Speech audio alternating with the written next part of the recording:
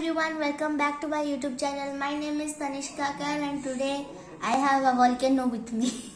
I have made this volcano with a party hat and stuff. It was a school project, so now I'm going to explode it. We have red food coloring in here, as you can see, and I'm going to use Inno to make it explode. First I need to open this Inno.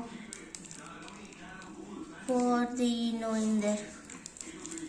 Pour it all in. A little bit more.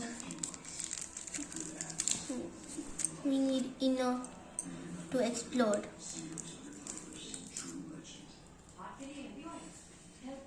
Okay, now that I have poured the Inno in there, we need water.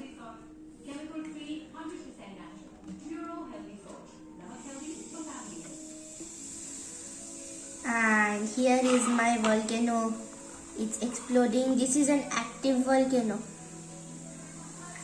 As you can see, the lava is flowing out and it will cool down to turn into magma.